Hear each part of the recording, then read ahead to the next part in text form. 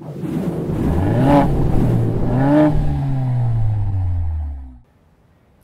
2012, Mazda took its Kodo design language from concept to production, applying it to its CX-5 compact crossover.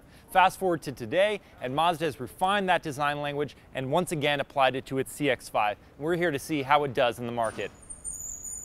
So much of the new CX-5 styling is taken from its larger CX-9 sibling, and it starts at the front here. So we've got a wider, narrower grille, and with this nice mesh front here and this chrome lip that borders the bottom of the grille.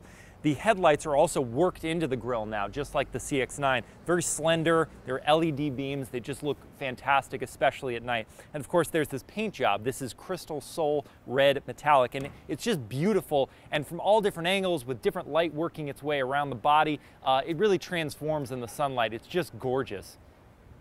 And so moving to the profile, we have these really nice 19-inch wheels. Mazda said it really wanted to make the car look like it had a wide stance, a solid stance, and these wheels definitely help. This is the Grand Touring trim, and these are available on that trim. So as we work our way to the side, Mazda raised the belt line of the CX-5 and streamlined it. So it really looks like speed in motion, even though the car is standing still. Looks spectacular just sitting here on the road, and when you're seeing it in motion, it's really, really cool. At the rear, we have the now distinctive circular taillights here, and these cross beams intersect, so it's identifiable at night. Mazda just wants to make sure that, like some other premium brands, the signature lighting is something you can see day or night.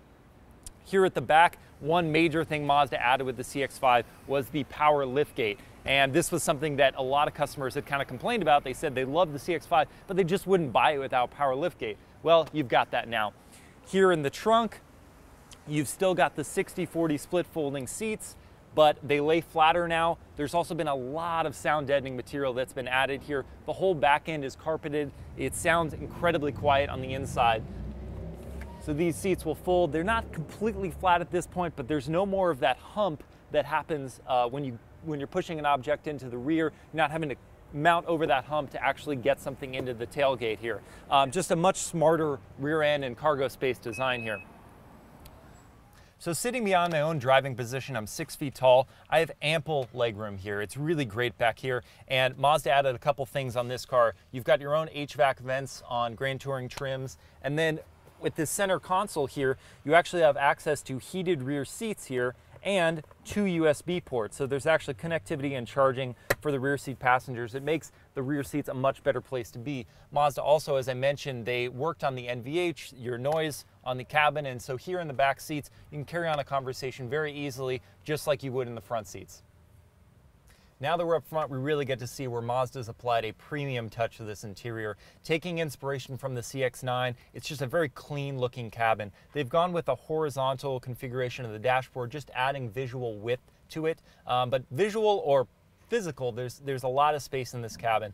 I love the cross stitching, and this black leather looks good, but there's also a parchment leather option, or for lower model trims, there's a microfiber suede inserts with leatherette seating. Either way you have it, it's a really comfortable seating configuration, very comfortable cabin. In terms of technology, you've got Mazda's 7-inch infotainment system, makes another appearance in this car, and while it still lacks Apple CarPlay and Android Auto, that is something Mazda says they're working on, and once it's released, it will actually be a retroactive rollout. So if you have a car that has a 7-inch infotainment system, Mazda can actually program that into your display. So that should give people who have it right now but don't have Apple CarPlay and Android Auto some hope.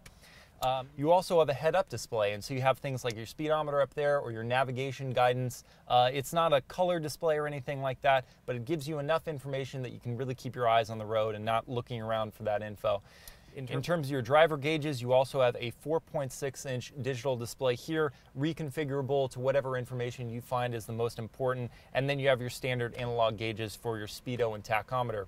As we work our way towards this center stack here, it's a really clean design that they have here, a little bit of piano black, which is not my favorite, but it keeps the orientation very clean.